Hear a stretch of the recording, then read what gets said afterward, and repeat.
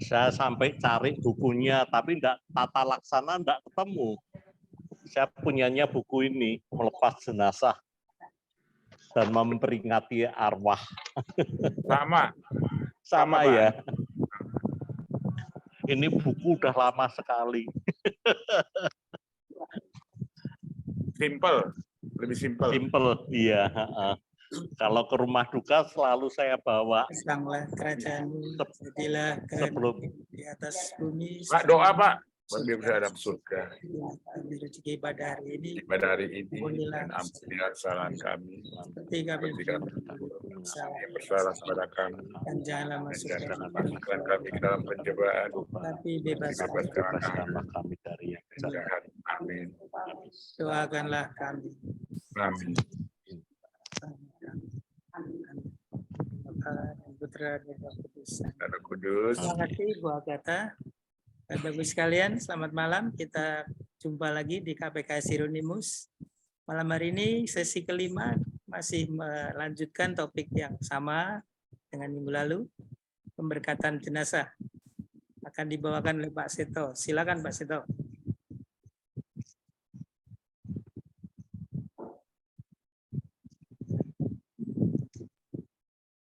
Baik, terima kasih. Selamat malam Ibu, Bapak, dan saudara-saudara semua.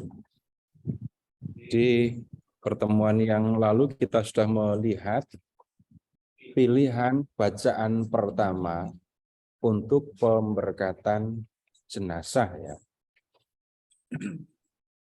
Dan untuk bacaan pertamanya ini yang pertama pilihan ya ini ya.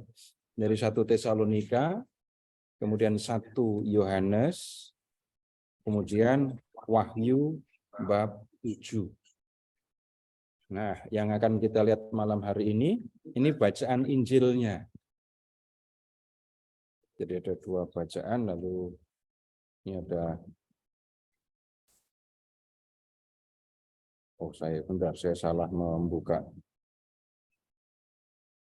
Saya salah tadi membacanya. Yang itu tadi, itu untuk pemberkatan jenazah.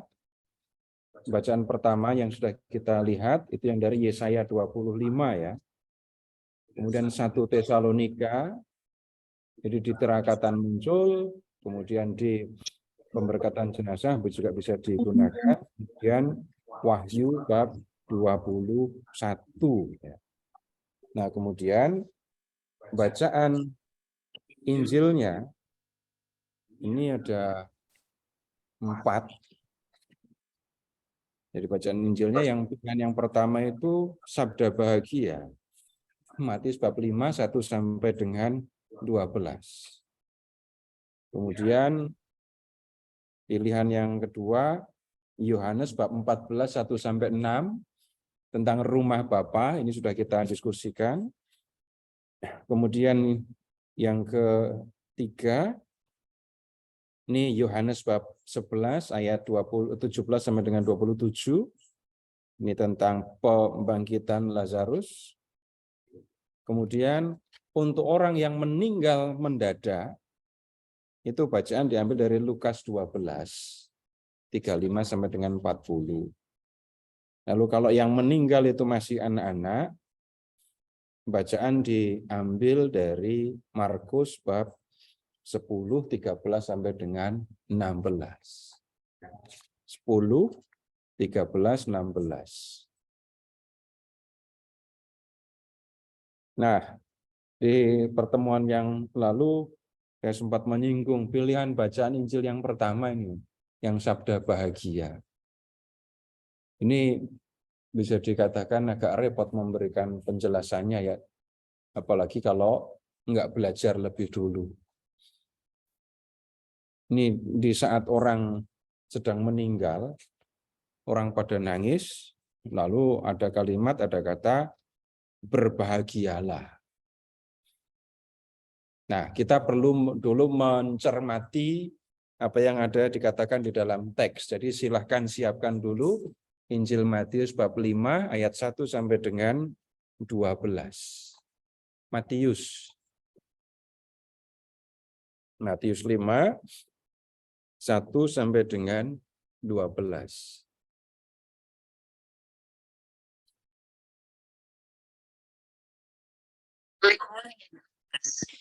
Semua sudah hafal teksnya kan ya? Nggak perlu dibaca ulang seluruhnya. Tapi saya mengajak Bapak Ibu untuk mencermati tiap kalimat. Ya. Lihat langsung saja ke ayat 3. Berbahagialah orang yang miskin di hadapan Allah, karena merekalah yang punya kerajaan surga. Ayat 4. Berbahagialah orang yang berduka cita, karena mereka akan dihibur. Cermati ayat 3. Ayat 3 dulu ya. Hanya memperhatikan ayat 3. Pertanyaannya, yang membuat, yang menjadi alasan untuk berbahagia itu apa? Itu yang penting untuk diperhatikan. Kalau ada orang yang mengatakan, miskin kok bahagia. Di situ sudah ketemu langsung kita salah paham. Miskin kok bahagia. Orang miskin kok dikatakan berbahagia. Kalau membacanya hanya sampai di situ, ada yang salah di situ. Karena memandang kemiskinan sebagai sumber kebahagiaan atau alasan untuk berbahagia. Demikian juga kalau membaca ayat 4, berbahagialah orang yang berduka cita. Orang berduka cita kok berbahagia? Bukan berduka cita itu yang menjadi alasan untuk berbahagia. Perhatikan kalimat lengkapnya. Berbahagialah orang yang miskin di hadapan Allah karena perhatikan karena merekalah yang punya kerajaan surga. Jadi yang menjadi alasan untuk berbahagia, perhatikan karenanya itu. Kemudian berbahagialah orang yang berduka cita karena mereka akan dihibur. 5. Berbahagialah orang yang lemah lembut karena mereka akan memiliki bumi. Berbahagialah orang yang lapar dan haus akan kebenaran karena mereka akan dipuaskan. Berbahagialah orang yang berbelas kasihan karena mereka akan beroleh berbelas kasihan. Lalu ayat 8. Berbahagialah orang yang suci hatinya karena mereka akan melihat Allah. Ayat 9. Berbahagialah orang yang membawa damai karena mereka akan disebut anak-anak Allah. 10. Berbahagialah orang yang dianiaya karena kebenaran karena merekalah yang punya kerajaan surga. Nah, yang tolong diperhatikan alasan-alasan untuk berbahagia ini. Yang mereka akan mempunyai, mereka punya kerajaan surga, kemudian dihibur, berikutnya memiliki bumi, 6 dipuaskan, 7 beroleh belas kasihan, 8 melihat Allah, 9 disebut anak-anak Allah, 10 punya kerajaan surga. Ini yang membuat orang atau yang menjadi alasan untuk berbahagia. Jadi bukan kalau mau bahagia berarti harus berduka cita dulu. Nah, kemudian yang berikutnya, untuk memahami lebih sungguh-sungguh ini ucapan Yesus ini, begini, saya pakai ilustrasi dulu ya. Misalnya untuk mendengar kata dihibur di ayat 4. Pertanyaan sederhana yang mungkin pernah saya ajukan kepada Bapak Ibu. Bapak Ibu pernah menikmati, merasakan indahnya penghiburan? Yang online pernah atau belum?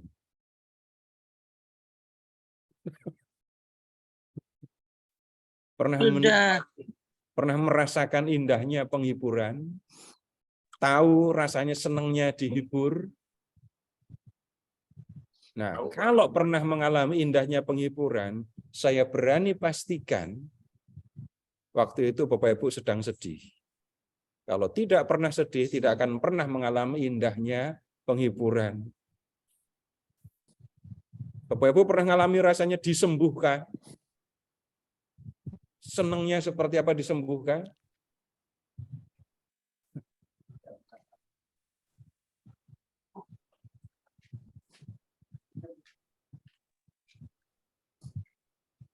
Ya, kalau pernah merasakan senangnya disembuhkan, pasti pernah sakit. Enggak usah mentang-mentang orang Jakarta, enggak ada rumah sakit, adanya rumah sehat, terus gitu, enggak. Yang pernah sakit dan disembuhkan, pasti pernah mengalami senangnya disembuhkan. Bahkan saya bisa lupa rasa sakit yang pernah saya alami, gitu ya.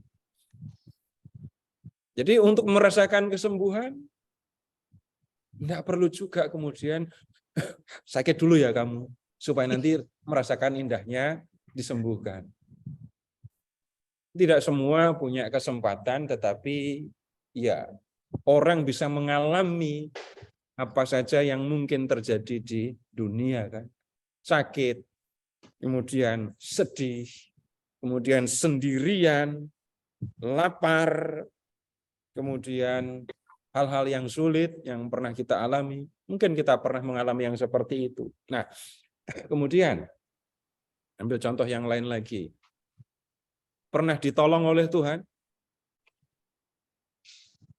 Hanya orang yang pernah mengalami kesulitan pernah ditolong oleh Tuhan. Yang nggak pernah mengalami kesulitan, yang nggak akan merasakan rasanya ditolong. Jadi kemudian yang tolong diperhatikan, yang membuat saya senang itu saya disembuhkan. Yang membuat saya senang itu karena saya ditolong. Yang membuat saya senang itu bukan karena sendirian, tetapi karena saya merasakan bagaimana ada orang-orang yang datang dan menemani. Nah, sekarang kalau kita memperhatikan ayat 3 sampai dengan 10. Ayat 3 sampai dengan 10. Tolong mencari alasan-alasan berbahagia yang berkaitan dengan hidup kekal, yang berkaitan dengan surga. Itu aja. Coba lihat ayat 3 sampai dengan 10. Ayat berapa saja yang menunjukkan alasan berbahagia itu berkaitan dengan surga. Ya dari ayat 3. Nyarinya mau dari ayat 3, ayat 3 dan ayat 10. Ayat 3, ayat 10. Coba sekarang ingat-ingat ya, ayat 4 dihibur. Masih ingat bacaan di kitab Wahyu? Tidak akan ada ratapan, yang berduka cita. Nggak ada yang berduka cita. Tuhan akan menghapus semua air mata dari mata mereka. Ingat juga bacaan yang ada di kitab Nabi Yesaya. Nah, kemudian berikutnya lihat ke ayat 6.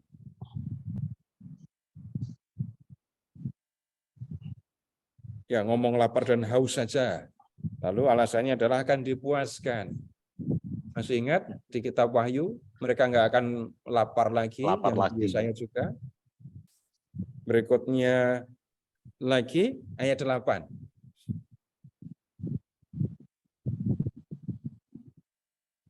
Melihat Allah. Melihat Allah. Terus ayat 9. Disebut anak-anak Allah.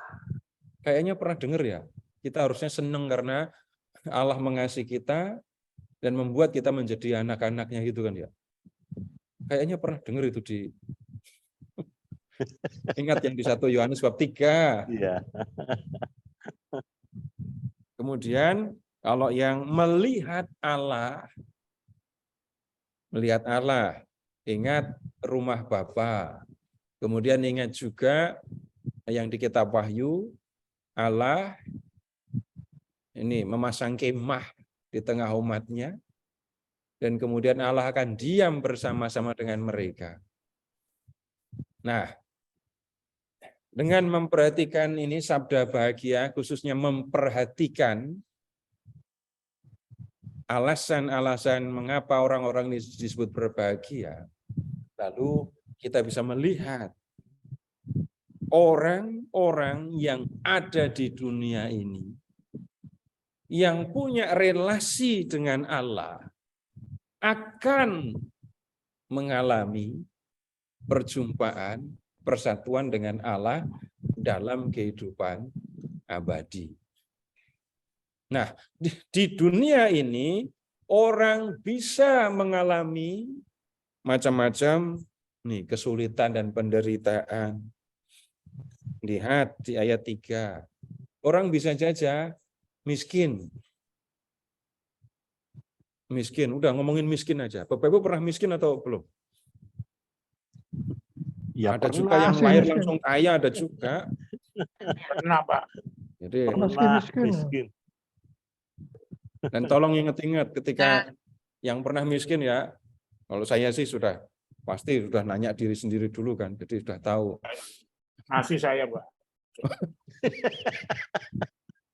Oh, Roy bisa. Nah ya, tolong amati saja. Ketika Bapak Ibu sedang mengalami kesulitan soal ekonomi ya, ketika Bapak Ibu sedang bersedih, tolong ingat-ingat, itu doanya lebih kenceng apa enggak dibandingkan dengan sedang senang dan sedang berkelimpahan. Pun, Pak. Tekun, lebih sungguh-sungguh, bahkan bisa berdoa sampai kelelahan, bahkan sampai bosen berdoa. Nangis juga, Pak. Nangisnya sampai udah nggak keluar air mata lagi.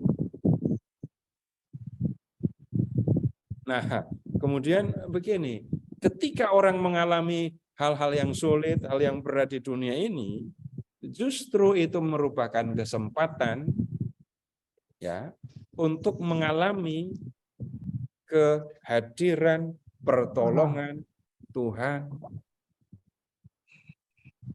Tapi tidak selalu apa yang kita minta dituruti ya. Maksudnya begini, ketika orang mengalami sakit, Bapak Ibu pernah ketemu kan ya, orang yang sakit, enggak sembuh-sembuh, lama sampai meninggal. Kalau pernah berbicara dengan mereka sebelum meninggal ya, bukan sesudah meninggal, ada enggak yang melewati proses dari awalnya berontak, enggak bisa menerima kenyataan, sampai kemudian pada akhirnya pasrah. Saya ikuti apa yang dikehendaki Tuhan. Pernah diskusi ngobrol sama orang-orang yang seperti itu enggak? Ya saya tidak pernah, saya justru tidak mengatakan Ibu mengalami loh ya. Saya justru mengatakan pernah ketemu enggak orang yang seperti itu? Nah, ini pertanyaan saya agak jelas kok Pak. Orang sakit dari kondisi sehat sekali, kemudian sakit lalu meninggal. Ya. Ketika pertama kali dari sehat kemudian sakit, nggak bisa ngapa-ngapain katakan begitu, itu orang bisa langsung terima.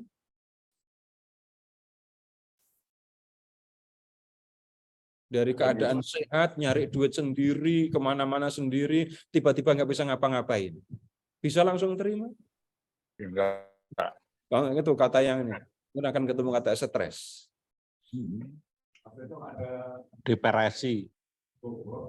Depresi.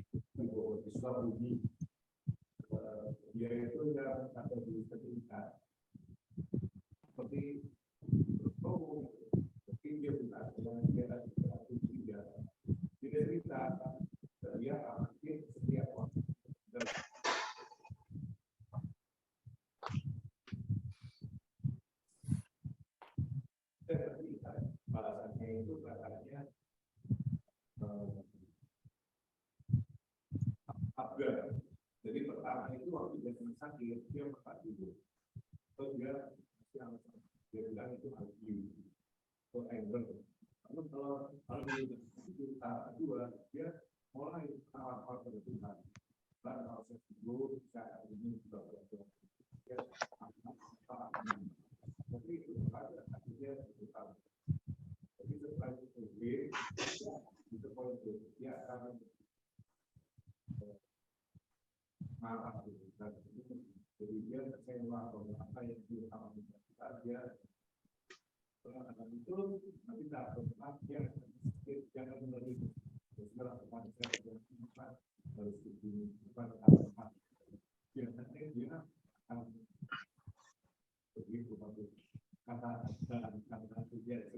Ya, terima kasih informasinya. Hanya kemudian saya langsung nanya kepada Bapak Ibu yang pernah ketemu sama orang-orang seperti itu. Iya, tapi itu kan Bapak mendengar orang lain bercerita. Nah, saya sudah bilang terima kasih informasinya. Kita perhatikan itu. Tapi kemudian kan kita tidak membahas pembicaraan orang itu. Tapi kemudian amati orang yang sedang dalam keadaan seperti itu. Mula-mula protes, marah, nggak terima, sampai saya langsung menuju akhir kan ini tadi. Soal tawar-menawar dengan Tuhan saya memang tidak membicarakan. Tapi kemudian akhirnya sampai bisa menerima, terserah Tuhan mau apa. Ya. Nah, kemudian begini, apakah kalau orang sudah mengatakan terserah Tuhan mau apa, saya ikuti yang dikehendaki Tuhan, ini apakah bukan sesuatu yang dikerjakan oleh Tuhan? Yang saya maksudkan, orang sering membatasi pekerjaan Tuhan itu hanya kalau menyembuhkan. Benar apa enggak? Banyak orang mikirnya begitu. Saya tidak mengatakan semua orang, tapi banyak kan? Sehingga sudah ketemu orang yang, enggak, saya tidak ingin sembuh, saya ikuti yang dikehendaki Tuhan. Tetap aja didoakan supaya sembuh. Saya tidak bicara tentang salah dan benar ya, tapi saya bicara tentang kalau orang sampai bisa kepada level kepasrahan kepada Tuhan tadi, jangan pernah berpikir ini hanya sesuatu yang lewat saja dan orang tidak melihat apa yang dikerjakan oleh Tuhan. Itu aja yang saya maksudkan. Awalnya protes. Tolong ingat-ingat yang pernah sakit dan protes. Lebih lelah apa enggak? Sudah sakit, komplain terus lagi. Itu kan kelelahan. Dan kemudian ketika sesudah enggak komplain lagi, enggak protes lagi, nah itu kan situasi akan menjadi ini lebih biasa. Nah, itu tadi yang saya maksudkan. Dalam keadaan sakit pun orang bisa mengalami kehadiran Tuhan dan kehadiran Tuhan mungkin akan menyembuhkan. Tapi juga ada kemungkinan yang lain, membawa orang lebih dekat kepada Tuhan, terus terikat kepada Tuhan. Apakah ini bukan sebuah kebahagiaan? Bapak Ibu boleh periksa orang-orang kudus yang sakit sampai mati. Apakah kita mengatakan itu orang celaka? Enggak. Kenapa, Pak? Oh, ya. Matius bab 5, 1 sampai 12 tadi. Ya, Matius 5.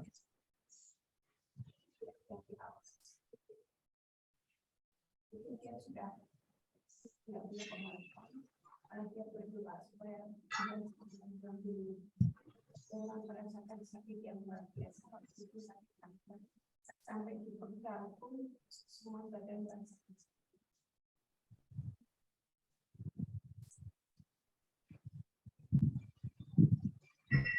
Enggak ada masalah. Lihat itu contoh yang justru saya sebutkan. Saya menahan sakit yang luar biasa, saya enggak tahan sakit, saya panggil Tuhan untuk segera memanggil saya. Kenapa ada sikap seperti itu? Enggak tahan sakit kan?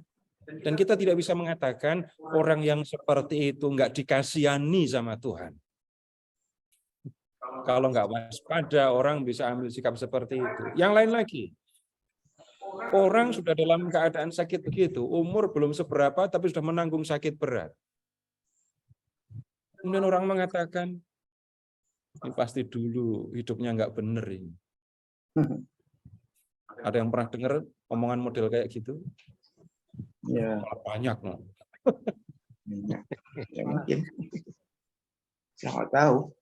Bukan wewenang kita kan ya untuk menghakimi orang ini sakit, menderita. Pasti dulu karena dia pernah berbuat dosa. Dan dosanya pasti besar-besar itu kalau sakitnya kayak gini. Yang ngomong kayak gitu kayaknya belum pernah menderita itu ya. Kalau sampai misalnya ya orang menuduh orang ini sakit begini pasti dulunya orang berdosa. Coba kalau dia sendiri yang sakit, apakah dia akan mengatakan pasti dulu aku berdosa? Hati-hati, kalimat yang seperti itu bisa ini kayaknya orang suci, tapi orang suci bisa menghakimi, tahu masalah orang lain. Tapi di situ ada kesombongan, nggak kayak saya. Saya kan nggak sakit. Berarti saya dulu hidupnya. Nah, sekarang yang saya maksudkan, Bapak Ibu begini. Ketika orang hidup di dunia, orang bisa mengalami macam-macam kesulitan, penderitaan. Tapi kemudian jangan lupa, dalam situasi yang sulit, yang membuat kita menderita itu, Tuhan itu bisa hadir. Tuhan bisa datang untuk apa? Untuk menunjukkan satu kasih dan kuasa.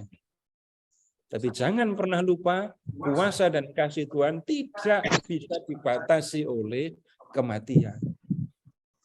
Tidak pernah kan Bapak Ibu mengatakan, orang ini sudah meninggal, maka berarti Tuhan tidak mengasihi dia lagi. Lihat kalau ada orang yang sakit, lalu kita berdoa, mohon belas kasih Tuhan, orang yang nggak sakit tapi malah mati. Tapi kita tidak pernah mengatakan Tuhan tidak mengasihi orang itu, maka membiarkan dia mati. Nggak pernah mengatakan begitu kan? Hati-hati kalau sampai ngomong begitu. Tapi sejauh selama saya jadi orang Katolik, saya nggak pernah dengar orang Katolik ngomong kayak gitu. Prinsipnya sederhana. Ketika kita bicara tentang kasih Tuhan tidak bisa dibatasi dengan kematian. Nah, kemudian apa yang terjadi sesudah kematian? Perhatikan apa yang menjadi alasan untuk berbahagia di dalam teks ini tadi. Ambil contoh. Lihat ya. Yang belum pernah kita perhatikan ayat 8. Melihat Allah. Melihat Allah. Nah, sekarang gini aja dulu. Bapak Ibu sudah lama kan ikut Tuhan Yesus? Sudah entah berapa kali kan bicara tentang Tuhan Yesus, nonton film, belajar macam-macam tentang Tuhan Yesus. Tapi di antara Bapak Ibu yang hadir, berapa orang yang pernah mimpi ketemu Tuhan Yesus?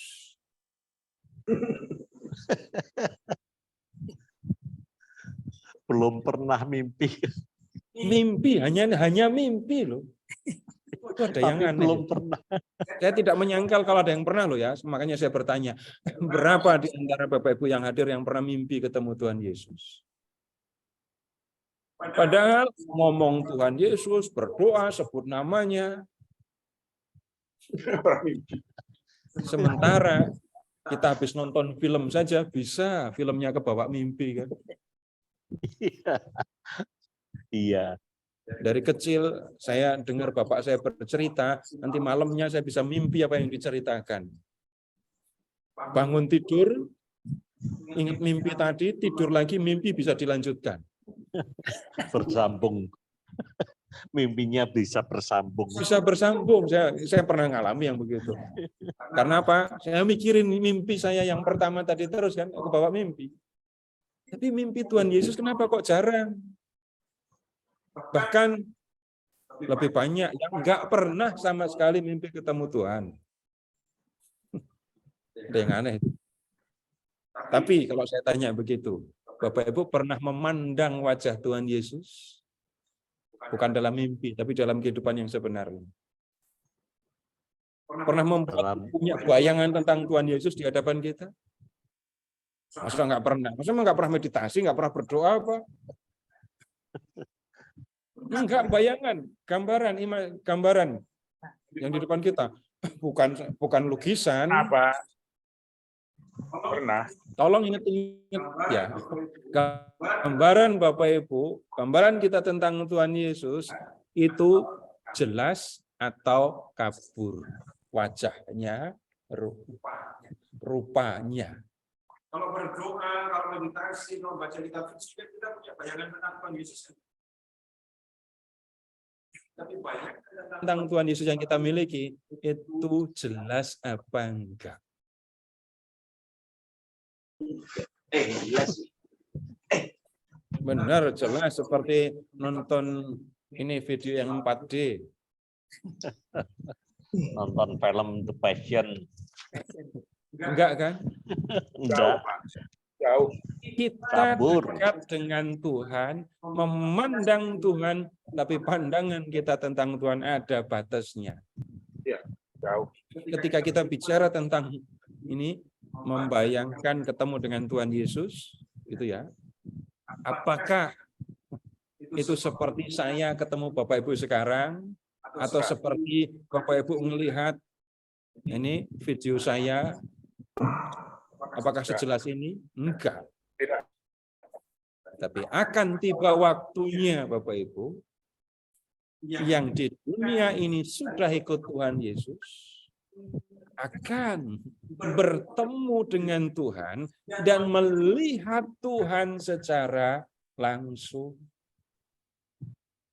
Tapi tunggu dulu, kalau cuma melihat Tuhan secara langsung itu, apakah senangnya seperti kalau kita ketemu orang yang kita idolakan? Enggak. Masuk saya nanya, Bapak, Ibu, ini seneng apa enggak kalau ketemu Lisa Blackpink gitu? Pada enggak ngerti ya? Enggak ngerti. Masa saya nyebutnya mentang-mentang ketemunya Bapak Ibu, terus saya nanya kalau ketemu Titik Sandora. Kuno. Ya udah lanjut. Vivi Pada enggak Sumanti. pengen lagi. Lain. Pak. Beda dengan ketika saya ketemu dengan orang-orang yang saya idolakan. Urusannya beda dengan itu. Kegembiraan ketemu dengan Tuhan nggak bisa dibandingkan hanya ketemu dengan orang yang diidolakan. Karena apa? Tuhan yang saya akan ketemu dengan dia itu yang punya hidup saya, yang punya hidup abadi, yang membawa saya ke tempat kediamannya, yang memberikan kepada saya sukacita, bahagia yang tanpa akhir.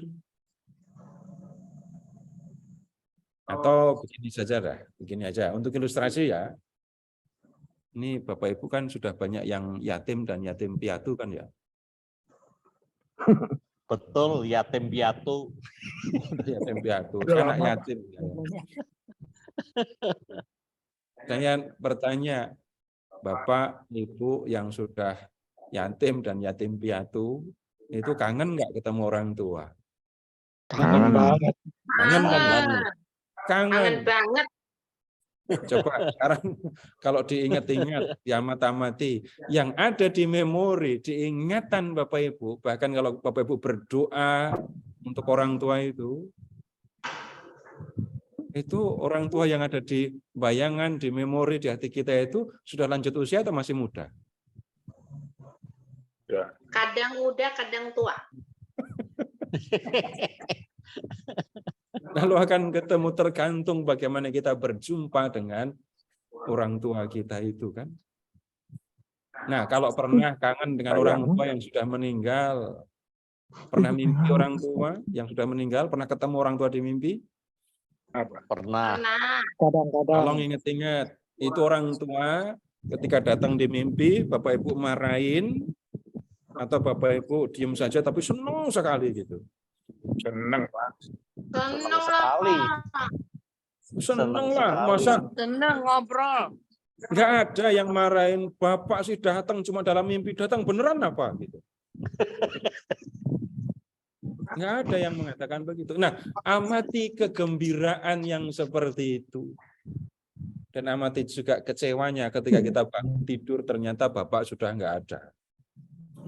Ketemunya hanya dalam mimpi. Saya tidak kata mimpinya, tapi perjumpaan dengan orang yang saya kasihi dan yang seumur hidupnya mengasihi saya, itu adalah perjumpaan yang sangat menggembirakan.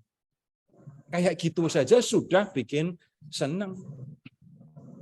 Dan kesenangannya, balik lagi ya, di luar raga kan ya.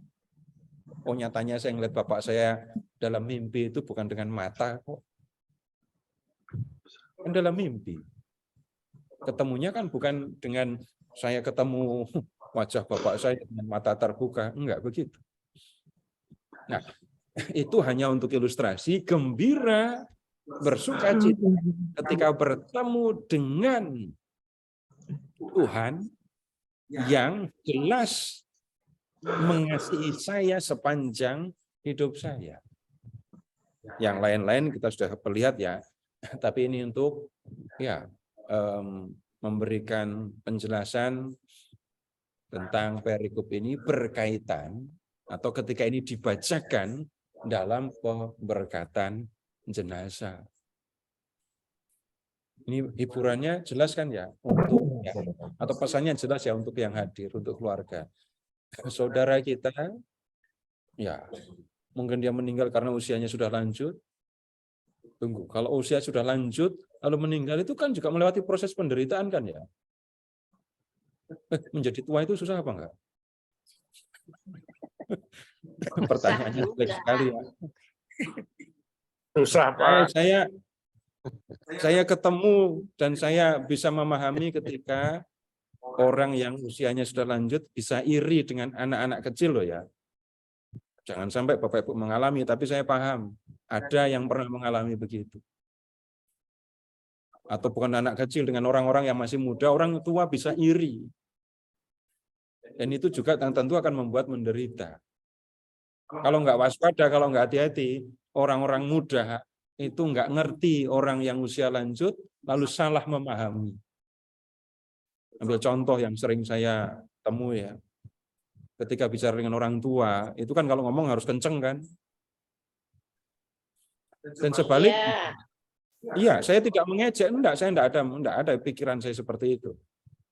Lalu orang muda yang nggak paham, ini orang tua kok nggak bisa bisik-bisik sih.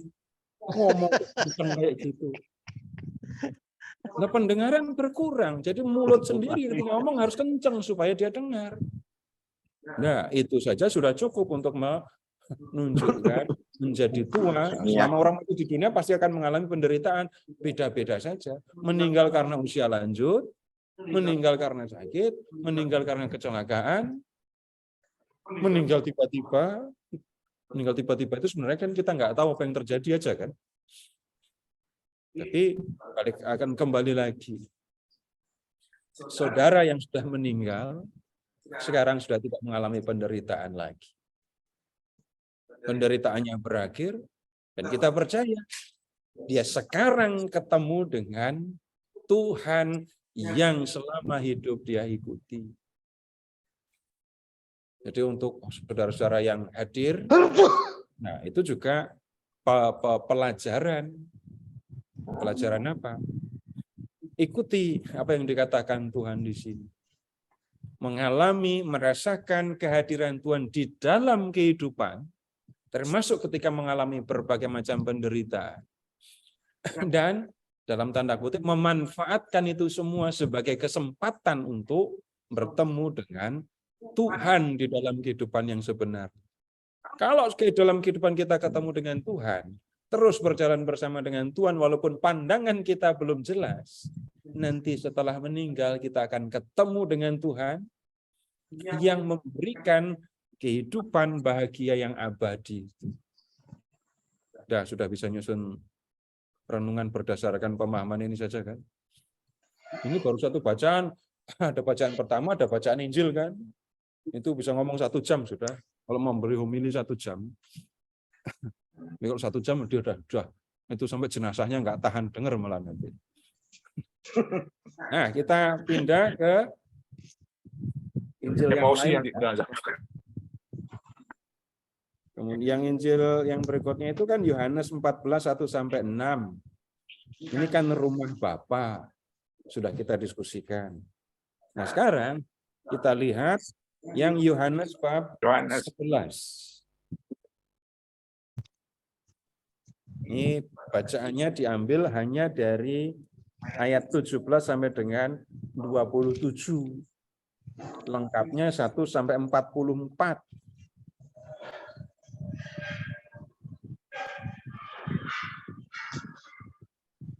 Jadi hanya dari ayat 17 sampai dengan 27.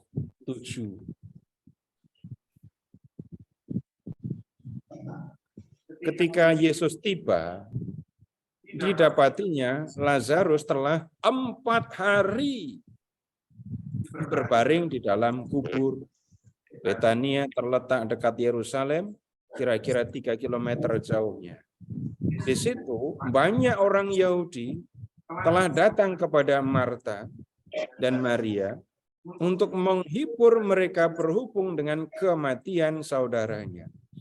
Ketika Marta mendengar bahwa Yesus datang, ia pergi mendapatkannya. Namun Maria tinggal di rumah. Lalu kata Marta kepada Yesus, "Tuhan, sekiranya Engkau ada di sini, saudaraku pasti tidak mati.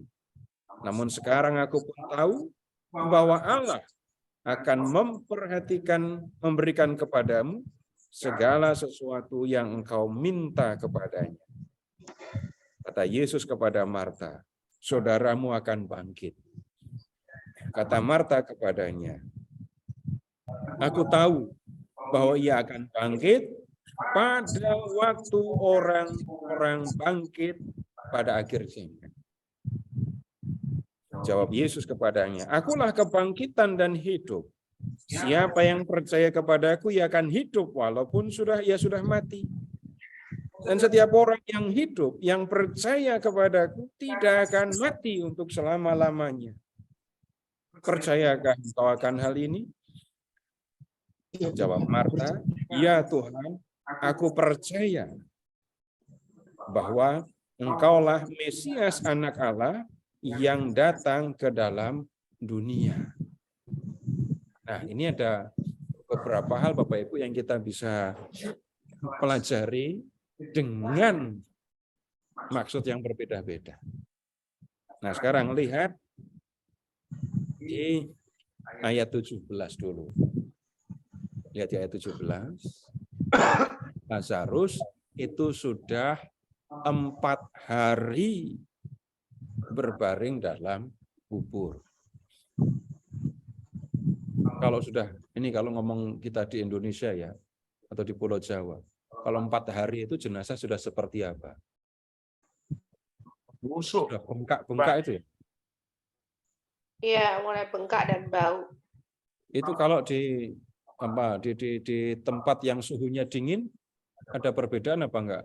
4 hari lebih awet gitu enggak? Ada. Ada perbedaan ya? Tapi kita nggak tahu ini Lazarus meninggalnya pas musim panas apa musim dingin ini ya. Tetapi begini, 4 hari itu sudah pasti mati gitu ya. Ada 3 peristiwa Yesus membangkitkan orang mati. Perhatikan, anak Yairus mati, tapi dia masih di dalam kamar, matinya belum lama, baru beberapa saat. Anak muda di Naim yang dibangkitkan oleh Yesus, itu kan OTW kuburan kan? Ya. Jadi sudah mati, Mau dimakamkan. akan dimakamkan. Makamkan. Lazarus sudah 4 hari di kuburan. Dan Yesus kalau begitu bukan orang yang bisa dicurigai membangkitkan orang yang mati suri. Sudah pasti Lazarus mati. Enggak akan ada yang bisa menyangkal. Saksi kalau Lazarus sudah mati dan dikubur, satu kampung. Sudah jelas kan, yang layat banyak, yang ikut ngubur juga pasti banyak. Tuh yang layat belum pada pulang, masih menghibur Maria dan Marta kan. Masih ada yang datang layak. Jadi keberadaan Lazarus sebagai jenazah di kuburan itu jelas pasti dia sudah mati. Nah, kemudian kalau kita memperhatikan cara Yesus, tunggu dulu. Kalau lihat ayat 39, itu sudah jelas juga dikatakan. Lazarus sudah bau, jenazahnya sudah bau karena dikatakan sudah 4 hari. Ya kan? Sudah jelas di situ. Nah, kemudian sekarang lihat cara Yesus membangkitkan Lazarus. Lihat ayat 43.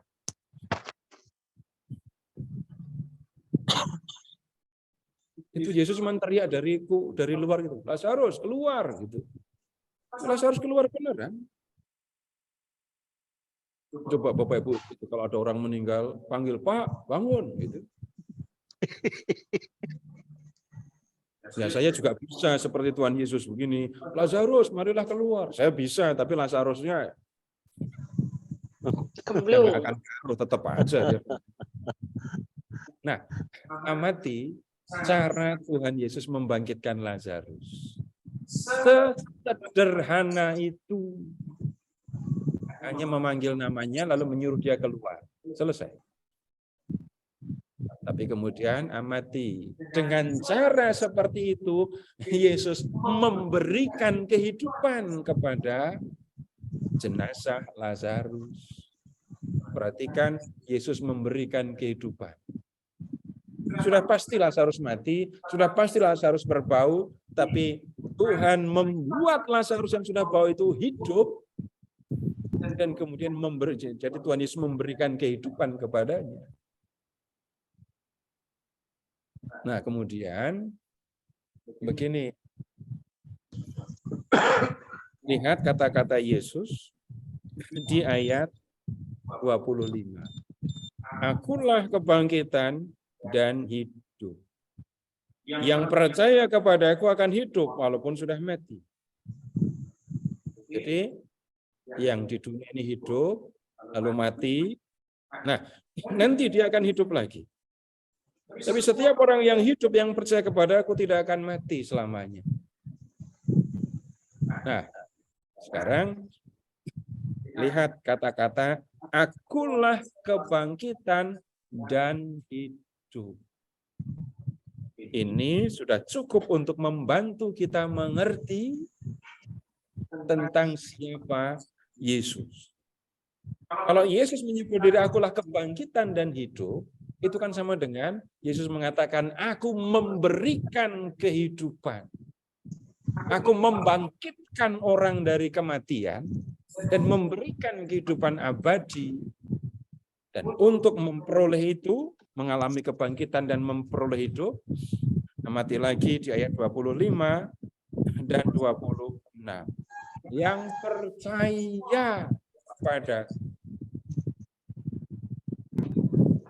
percaya kepada Yesus akan bangkit, akan mengalami hidup kekal. Nah, kemudian sekarang begini. Kalau kita lihat kata-kata Marta di ayat 24. Yohanes bab 11, lihat ayat 24. Aku tahu bahwa ia akan bangkit pada waktu orang-orang bangkit pada akhir zaman. Ini kepercayaan orang Yahudi ya. Orang Yahudi percaya bahwa orang kalau mati tidak langsung masuk dalam kerajaan surga. Orang yang mati akan masuk ke dunia orang mati. Baru nanti pada akhir zaman akan dibangkitkan untuk menerima hidup kekal. Itu kepercayaan orang Yahudi. Apa yang dikatakan oleh Marta ini ya mewakili kepercayaan orang Yahudi. Di antara orang Katolik ternyata ada yang mikirnya seperti ini. Jadi berpikir bahwa kebangkitan baru akan terjadi di akhir zaman. Nah, kita sudah belajar, kita sudah melihat untuk orang yang percaya kepada Yesus, di dalam gereja Katolik, kebangkitan, kehidupan kekal tidak menunggu akhir zaman. Kalau kebangkitannya itu nunggu di akhir zaman, berarti sekarang belum ada manusia yang tinggal bersama dengan Tuhan di surga. Padahal dalam gereja Katolik, kita sudah ketemu dengan banyak santo santa yang namanya kita gunakan sebagai nama baptis, kan? Itu jelas menunjukkan kepercayaan Katolik. Orang yang meninggal dan berkenan kepada Tuhan, ya akan langsung ketemu dengan Tuhan di surga. Nah, sekarang begini. Tolong kembali ke kata yang percaya kepadaku ayat 25 dan 26 itu. Yang percaya kepada Yesus itu akan bangkit dan hidup kekal. Ini bisa digunakan untuk berbicara mengenai saudara yang sudah meninggal. Dia sudah hidup sebagai orang yang percaya, dia sudah menerima baptisan, dan karena itu kita percaya bahwa saudara kita itu akan dibangkitkan dan menerima hidup kekal. Tapi kita juga bisa menggunakan kalimat-kalimat ini untuk bicara kepada yang masih hidup. Supaya apa? Saya sudah percaya kepada Yesus. Tapi kepercayaan kepada Yesus itu bukan soal mulut mengucapkan aku percaya, kan? Jadi ini ajakan peringatan supaya para pengikut Yesus mewujudkan kepercayaan di dalam kehidupan yang sebenarnya. Lalu bisa bicara lebih lanjut tentang bagaimana orang hidup sebagai orang percaya. Kalau bicara tentang kepercayaan, iman, maka ada 3 hal. Nomor 1, membina relasi dengan Tuhan dalam doa, ibadah. Kemudian yang kedua, melawan kecenderungan kepada dosa. Dan yang ketiga, mengasihi sesama. Itu tanda, itu wujud kalau orang ini percaya kepada Tuhan. Nah, kemudian begini, lebih lanjut, perikop ini bisa memberikan, menyebutnya apa ya, peneguhan. Sampai sekarang, kenapa kok kita tetap percaya kepada Yesus? Dan betapa ruginya kalau sampai orang meninggalkan Yesus. Kenapa? Lihat, kalau, sebentar, ayat 21. Kata Marta kepada Yesus, Tuhan, sekiranya engkau ada di sini, saudaraku pasti tidak mati. Tuhan, kalau engkau datangnya agak cepat, ketika saudaraku masih sakit, saudaraku tidak akan mati. Tapi kalau seperti itu, yang kemudian akan terjadi hanya Yesus menyembuhkan orang sakit, kan? Kalau waktu Lazarus sakit, Tuhan Yesus datang, saudaraku pasti nggak mati kalau engkau datang pada waktu itu. Lalu Marta, Maria, orang-orang Betania hanya akan melihat Yesus menyembuhkan orang sakit. Kalau Yesus datang ketika Lazarus masih di rumah duka, orang masih bisa curiga, jangan-jangan Lazarus belum mati. Tapi yang kita lihat, Lazarus sudah 4 hari di kuburan, sudah bau. Dan Yesus memanggil Lazarus keluar. Apa artinya? Balik lagi, Yesus memberikan kehidupan. Benar-benar memberikan kehidupan, karena yang ada itu adalah jenazah yang sudah bau. Nah, kemudian apa yang dilakukan oleh Yesus dengan membangkitkan Lazarus ini menjelaskan, mewujudkan apa yang dikatakannya, akulah kebangkitan dan hidup. Aku yang memberi kebangkitan, aku yang memberikan hidup kekal. Kalau orang sudah ikut Yesus, berarti dia ikut Tuhan yang membangkitkan orang mati, yang memberikan hidup kekal. Kalau sampai orang meninggalkan Tuhan, apa artinya? Ya sederhananya, kita mengatakan, kita kan mau masuk surga. Lalu kita kan sudah ikut pemilik surga. Terus kita meninggalkan pemilik surga, ikut orang lain yang enggak ya kita yang bukan pemilik, yang bahkan kita tidak tahu dia akan sampai ke surga apa enggak. Konyol kalau seperti itu. Tapi kemudian kalau orang tidak waspada, orang tidak hati-hati, tidak melihat yang seperti ini. Nah, ini bisa menjadi kesempatan untuk meneguhkan kepercayaan umat yang hadir. Dan kalau bicara tentang, ini seperti yang disampaikan di pengantar waktu itu ya, ini juga bisa mungkin akan didengar orang-orang yang tidak percaya kepada Tuhan Yesus. Mereka kalau mendengar, berarti akan tahu kepercayaan kita tentang ini, kebangkitan, hidup kekal, yang akan dikaruniakan oleh Tuhan Yesus. Baik, ini dua bacaan kita lihat.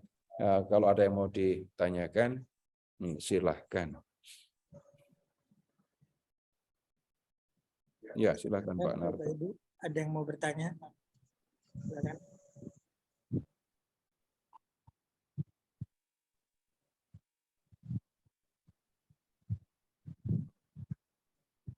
Ya udah saya yang bertanya.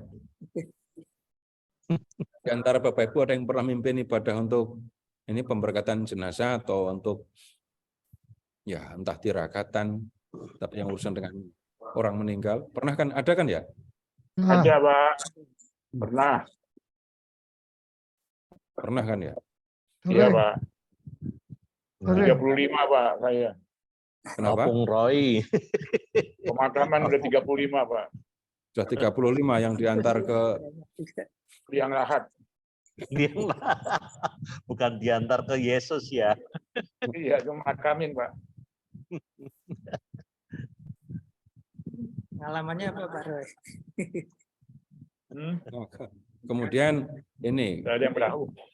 kalau Bapak Ibu yang pernah memimpin ibadat arwah gitu, apa yang saya sampaikan, apa yang kita pelajari di pertemuan yang lalu, pertemuan yang sekarang ini, Bapak Ibu bisa tahu cara mengolahnya dan apa yang harus disampaikan kepada umat yang hadir.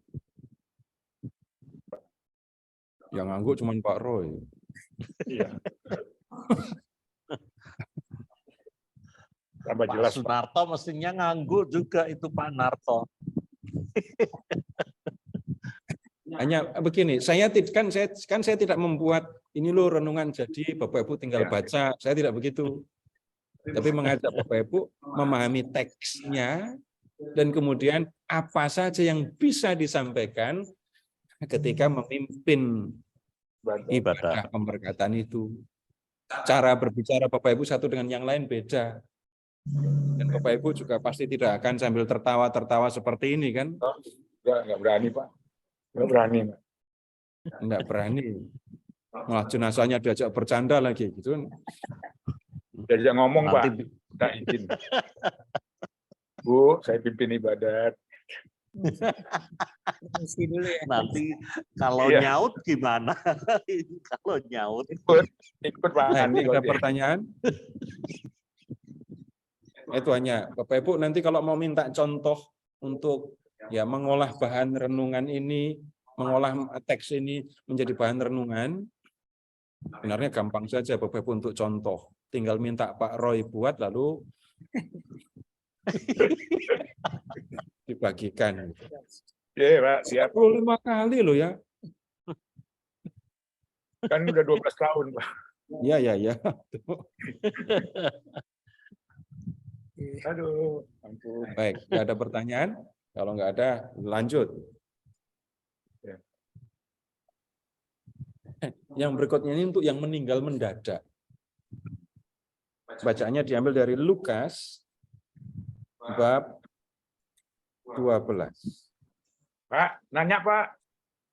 Ya, Maaf Pak, kalau ini bikin Pak Narto, ini kalau meninggal tenggelam itu termasuk mendadak ya Pak? Ada bedanya nggak sih Pak? Ada umat saya tuh Pak Ya, mendadak. banjir terus meninggal tenggelam, itu termasuk mendadak Pak atau memang Iya. bacaannya beda ya Pak? iya itu yang enggak ada ya, bacaan untuk kecelakaan gitu enggak ada ya, Pak.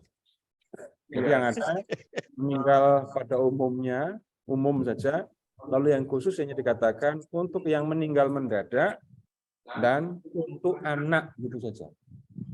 Jadi kalau yang tenggelam, kecelakaan itu termasuk yang mendadak ya.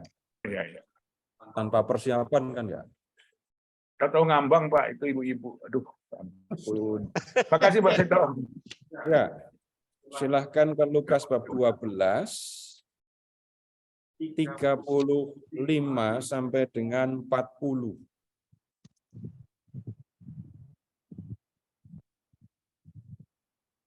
Ini kalau di bacaan dimulai dengan di buku ya. Dimulai dengan kalimat, pada suatu ketika berkatalah Yesus kepada murid-muridnya. Di Alkitab nggak ada. Itu dari ayat 12 ngambilnya. Hendaklah pinggangmu tetap berikat dan pelitamu tetap menyala.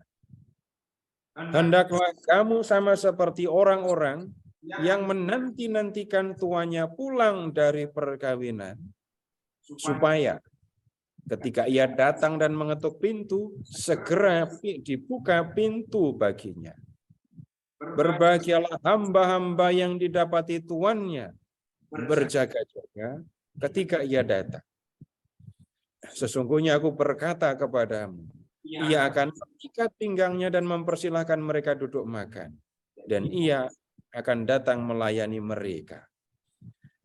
Apabila ia datang pada tengah malam atau pada dini hari dan mendapati mereka tetap berjaga, berbahagialah mereka. Namun, ketahuilah ini, jika tuan rumah tahu pukul berapa pencuri akan datang, ia tidak akan membiarkan rumahnya dibongkar. Hendaklah kamu juga siap sedia, karena Anak Manusia datang pada saat yang tidak kamu duga.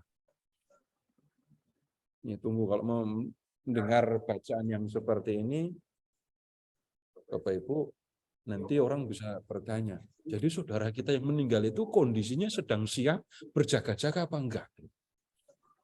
Lu kan bisa begitu kan, mendengar bacaannya begini. Pikiran saya kalau begini lebih kacau dari yang lain. Nanti malah orang salah menduga. Ini kayaknya nggak siap dah orang ini.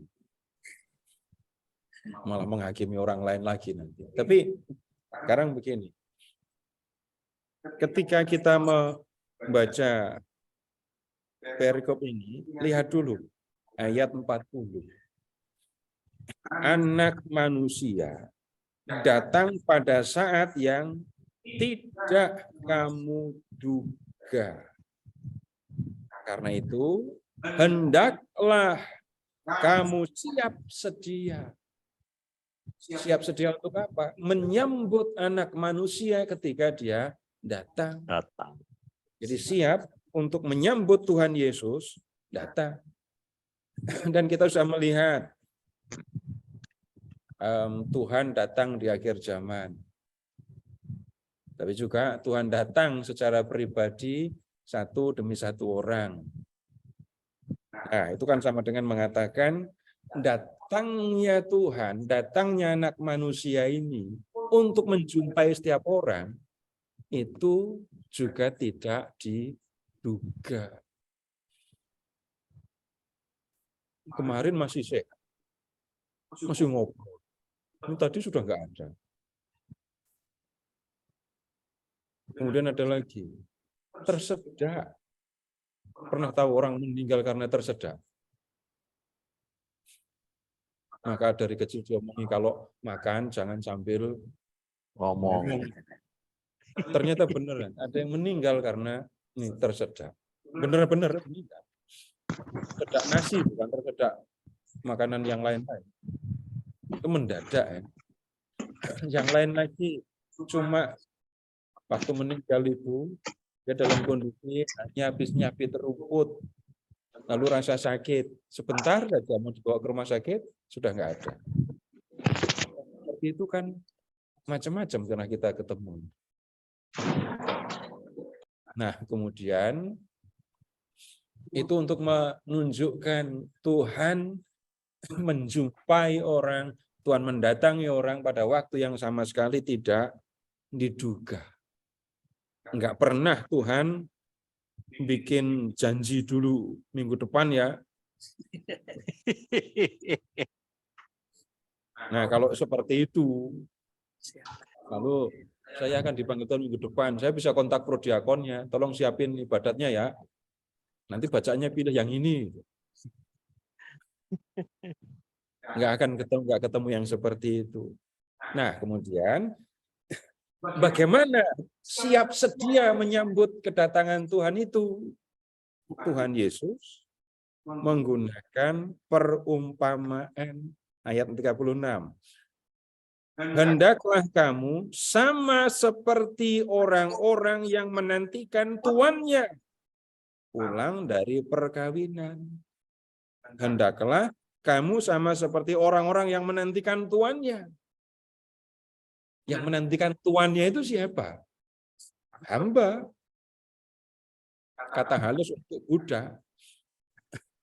Nah, bersiaga, siap sedia menyambut kedatangan Tuhan itu seperti seorang hamba yang tuannya pergi tetapi tidak memberitahu kapan dia akan pulang. Pergi. Karena dia tuan, bebas saja dia mau datang kapan saja. Ini pasti karena belum punya handphone dulu. Enggak juga. Ini ilustrasi yang memang diambil dari kehidupan zaman itu ya. Nah, kemudian lihat. Untuk apa hamba ini berjaga-jaga? Supaya ketika tuannya itu datang dan mengetuk pintu, hamba itu segera membuka pintu untuk tuannya. Kemudian lihat apa yang akan dilakukan hamba itu. Sesungguhnya aku berkata kepadamu, ia akan mengikat pinggangnya dan mempersilakan mereka duduk makan, dan ia akan datang dan melayani mereka. Jadi hamba yang siap siaga tadi, satu, melek, nggak tidur ya, dan nggak main kemana-mana, ada di rumah, nunggu tuannya pulang. Begitu tuannya pulang, dia buka pintu. Habis itu, lihat, mengikat pinggang. Kok ikat pinggang? Gini, Bapak Ibu silakan membayangkan bajunya orang Yahudi dulu itu. Atau ibu-ibu bayangkan ibu pakai gamis dan bapak-bapak pakai jubah, bukan pakai alba ya, yang pakai alba. Mengikat pinggang, ya itu seperti mengikat itu apa namanya tali yang dipakai untuk mengikat alba itu. Single. Nah, mengikat pinggang, tunggu kalau pinggangnya enggak diikat, dibandingkan dengan pinggangnya diikat, beda enggak ketika pakai alba?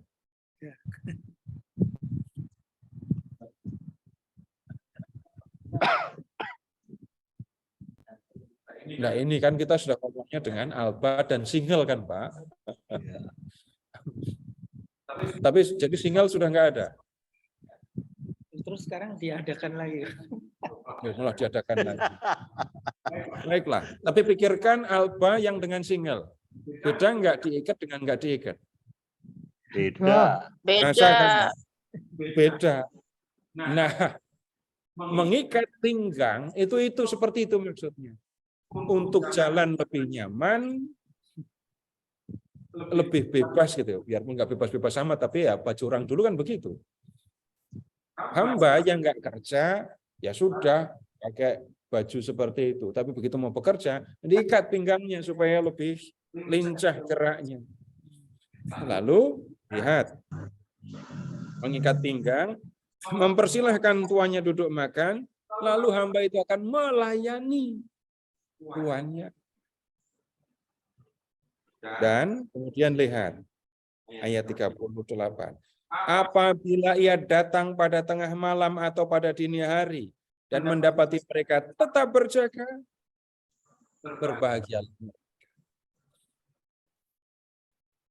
Jadi kalau tuan pulang, hambanya masih berjaga dan melakukan seperti tadi dari membuka pintu sampai mempersilahkan makan, hamba itu akan disebut berbahagiakan. Kamu adalah hamba yang setia, kamu adalah hamba yang berkenan kepada Tuhan. Nah, kemudian kalau kita kembali ke ayat 40, Tuhan akan datang. Tapi tidak memberitahu dan kita tidak tahu Tuhan akan datang. Lalu bagaimana bersiaga? Bagaimana bersiap menyambut kedatangan Tuhan? Ini gambarnya begini. Bapak Ibu, ini kan kita sedang belajar Alkitab di sini ya. Bapak Ibu di rumah, Bapak Ibu yang di rumah lebih gampang ya. Pertanyaan saya begini. Kalau 5 menit lagi Tuhan atau 1 jam lagi lah, Tuhan akan memanggil saya untuk ketemu dengan Tuhan, apa yang akan saya buat? Kalau 1 jam nanti repot, saya jawab sendiri, bingung saya di jalan nanti kalau 1 jam lagi.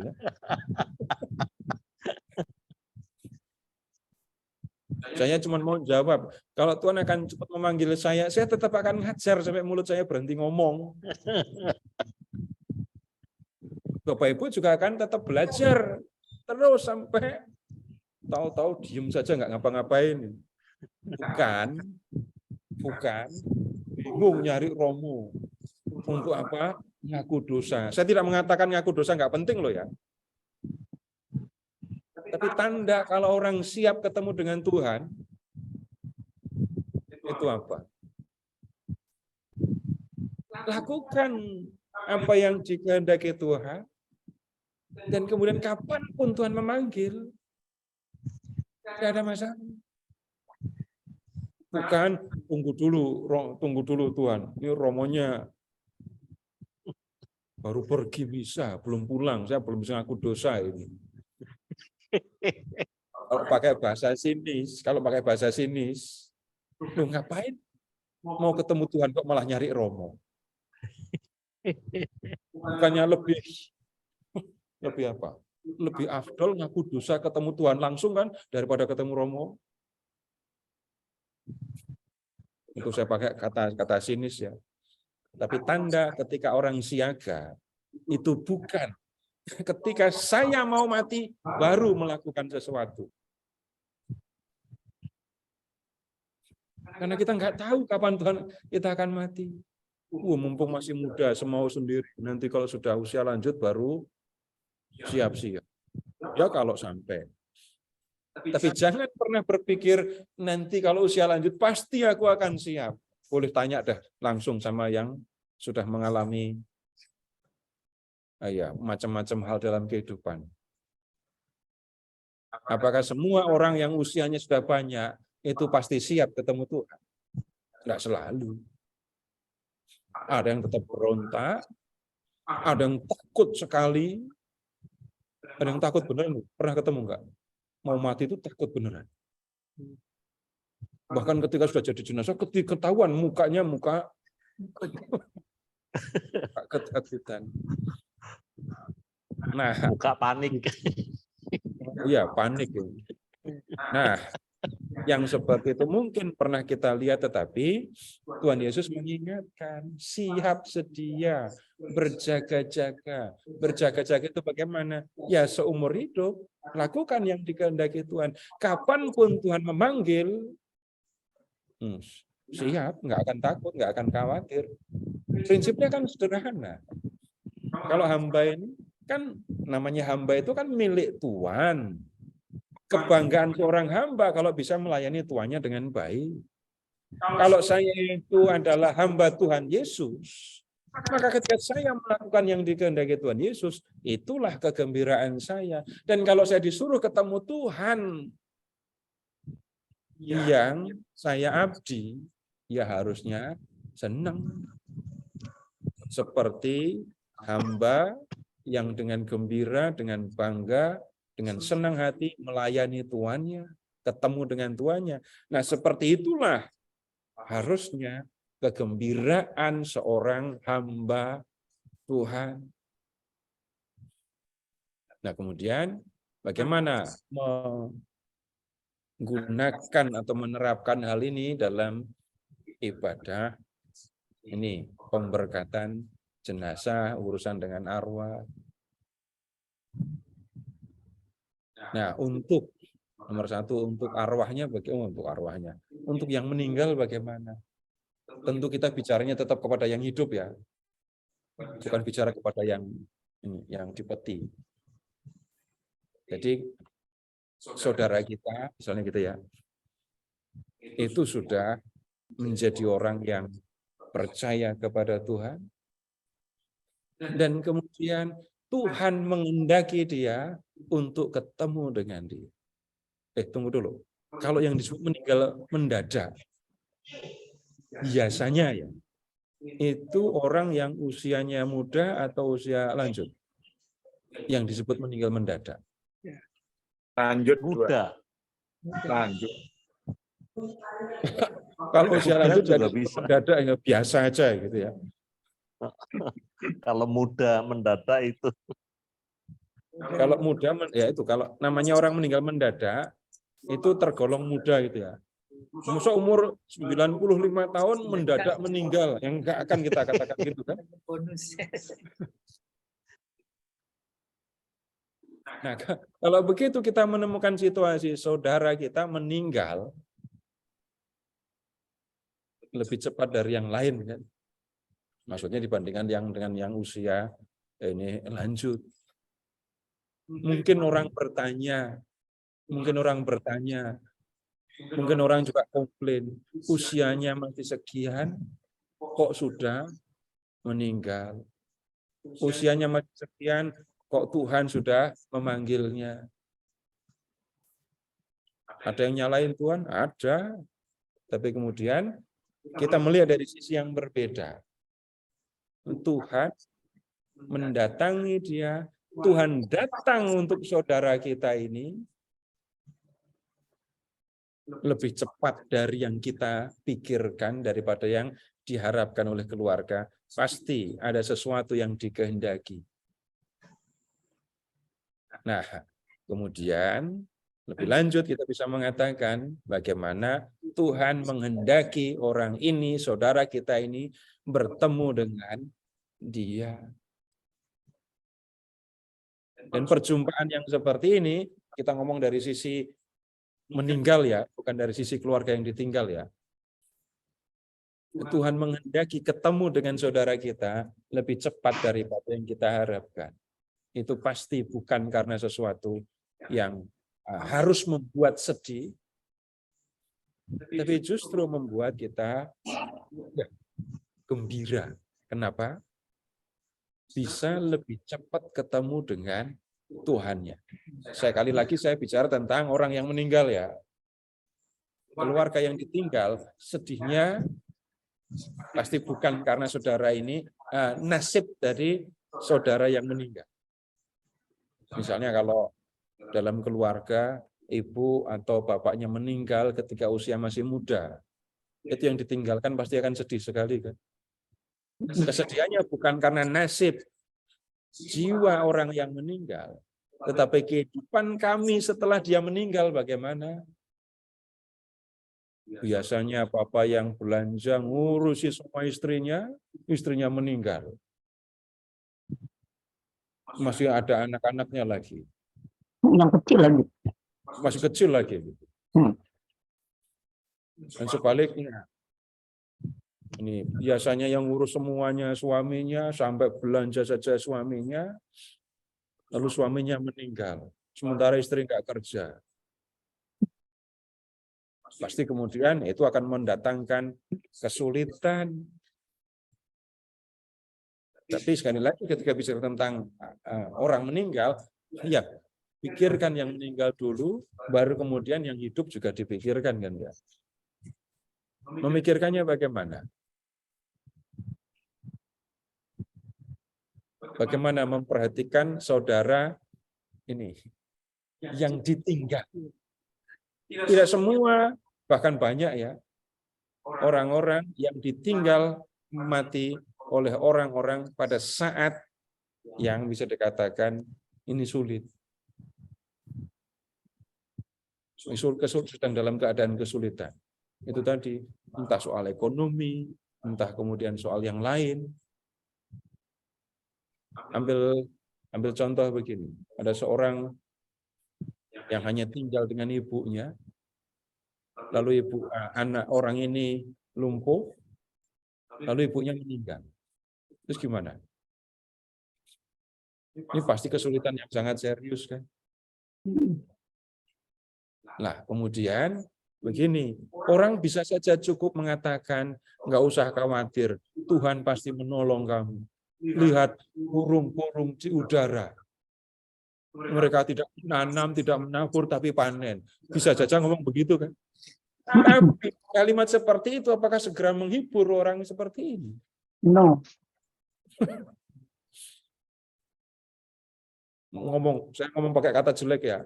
Uang layatan. Uang layatan itu namanya apa? Bahasa Indonesianya apa? Uang juga. Ya. Itu bisa digunakan untuk berapa lama? Tapi itu kan sama saja. Saya sudah ngomong jelek ini ya. Nggak akan bisa untuk bertahan lama. Nggak bisa kemudian segera mau nyebut burung di udara diurus oleh Tuhan, malah diajak nyanyi. Gimana lagunya? Burung pipit yang kecil. Kasih Tuhan. Burung pipit yang kecil, titi. Itu belum akan menghibur karena nggak akan mendengar kalimat itu lalu yang ditinggal akan segera tenang. Tapi kemudian yang ditinggalkan itu bisa jadi diajak berdoa, diteguhkan, diajak untuk percaya dan juga minta kekuatan kepada Tuhan supaya sanggup menghadapi kehidupan yang akan datang. Kalau itu kan lebih umum. Memang di antara itu ada yang untuk hidup nggak berjuang.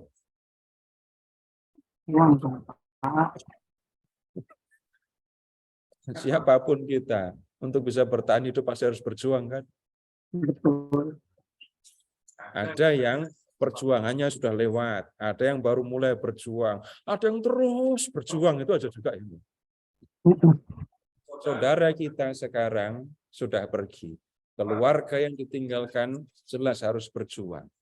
Dan kita berdoa supaya Tuhan memberikan kekuatan kepada saudara-saudara kita yang ditinggalkan supaya bisa menjalani kehidupan ini dengan penuh kekuatan dan Tuhan menyertai dia.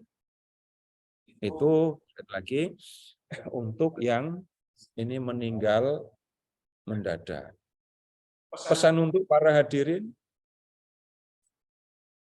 peringatan serius, siap sedia, siap setiap saat untuk ketemu dengan Tuhan. Itu ya sama dengan mengatakan siap sedia untuk mati setiap saat. Tapi ingat lagi, kematian untuk orang yang percaya kepada Yesus itu adalah jalan untuk bertemu dengan Tuhan. Ingat, Bapak Ibu, kita tidak pernah disuruh milih mau hidup terus atau mati. Enggak pernah kan ya? Dan tidak juga ada pilihan setelah kamu mati, kamu akan pilih hidup lagi atau kamu musnah. Kalau musnah itu maksudnya sudah nggak ada apa-apa lagi, raga habis, jiwa juga nggak ada. Tapi itu kan nggak ada pilihan yang seperti itu. Seandainya bisa musnah, jangan-jangan orang pilih musnah loh ya. Sekarang di dunia sesukanya, toh nanti kalau mati saya musnah, hilang, nggak ada apa-apa. Jangan-jangan ada yang milih begitu. Tapi kan nggak ada pilihan begitu. Yang ada itu hanyalah sekarang. Dulu waktu mau lahir, Bapak Ibu disuruh milih juga apa enggak? Mau lahir enggak? Gitu. Kalau mau lahir, mau jadi anak siapa? Enggak ada pilihan begitu. Tahu-tahu ada di dunia, dan kemudian nanti hidup di dunia, setelah itu raga mati, jiwa akan tetap hidup. Nah, bagaimanapun, sebagai orang yang percaya akan hal ini, kita memikirkan nasib jiwa kita setelah kita mati. Kita sudah memilih.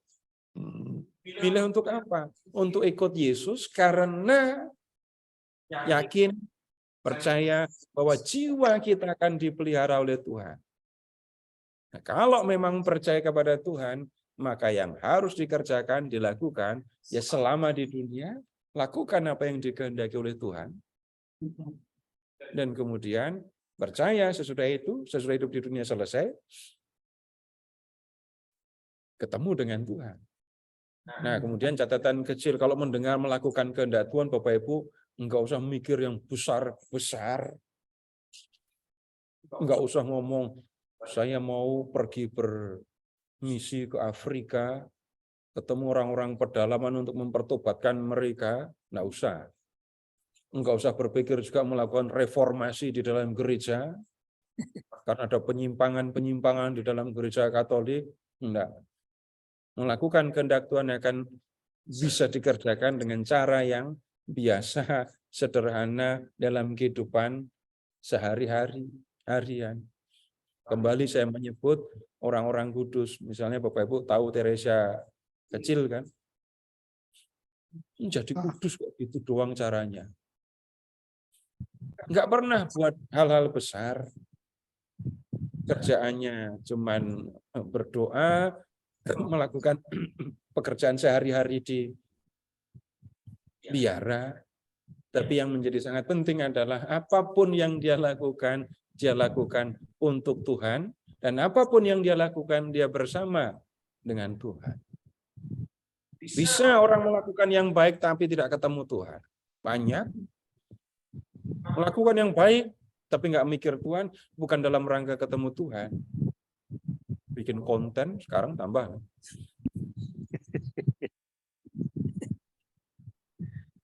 Lalu yang lain lagi, ini kalau sedang acara rame-rame pengen tampil supaya kelihatan. Tapi Bapak Ibu amati ya, banyak hal kan ya, yang Bapak Ibu lakukan, hal yang baik Bapak Ibu lakukan tanpa Bapak Ibu berpikir dilihat orang apa enggak, bahkan Bapak Ibu lakukan tanpa orang lain tahu dan nggak pengen orang lain tahu. Benar kan? Ini saya sedang memuji Bapak Ibu, yang dipuji nggak berasa. Ya. Lakukan yang baik, sederhana, kecil, besar. Lakukan untuk Tuhan, lakukan bersama dengan Tuhan, itu sudah cukup. Dan ini malam ini juga sudah cukup kita bicara. Terima kasih. Selamat malam. Baik Pak Seto, terima kasih banyak Pak. Malam hari ini Terima kasih Pak Seto. diingatkan untuk berjaga-jaga ya. Betul. Jadi, Pak Narto, kenapa? ini baru dapat order Pak saya. Makamin. Dapat order. Jadi bagi yang masih berkelana di dunia diingatkan agar berjaga-jaga ya. Jangan sampai terlarut dengan saudara kita yang sudah dipanggil, tapi kita sendiri harus berjaga-jaga. Baik, minggu depan kita masih membahas pemberkatan jenazah ya Pak ya, tentu anak-anak ya, atau topik lain. Baik, kita tutup pertemuan malam hari ini dengan doa. Silakan Bu Agatha. Kita tutup dengan doa, Bu.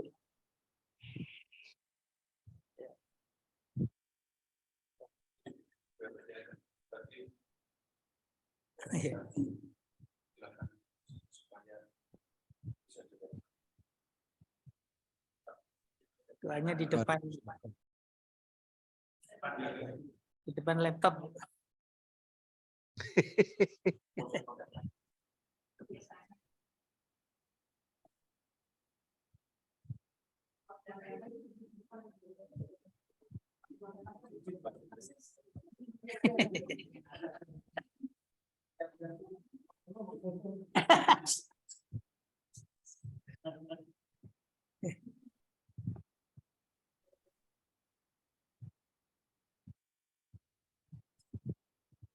Mari Bapak Ibu, sesudah kita mendengarkan pengajaran Pak Sito, kita akan berdoa untuk kepulangan kita. Dalam nama Bapa dan Putra dan Roh Kudus. Amin. Bapa, terima kasih. Engkau telah mendampingi kami, menyertai kami, dan Roh Kudus-Mu telah turun atas diri kami, sehingga kami dapat menerima pengajaran Bapak Sito dengan baik. Semoga apa yang kami dengar, apa yang kami terima akan menjadikan bekal dalam kehidupan kami sehari-hari. Seperti apa yang telah dinasihatkan, firman Tuhan janganlah hanya untuk dibaca di mulut saja, tetapi menjadi bekal kehidupan kami. Ya Bapa, malam ini kami akan pulang. Semoga Engkau selalu menyertai perjalanan kami, sehingga kami selamat di perjalanan sampai kita kembali bersama keluarga di rumah.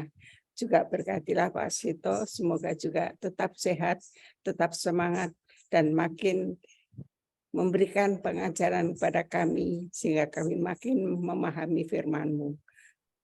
Bapa kami yang ada di surga, dimuliakanlah nama-Mu. Datanglah kerajaan-Mu, jadilah kehendak-Mu di atas bumi seperti dalam surga.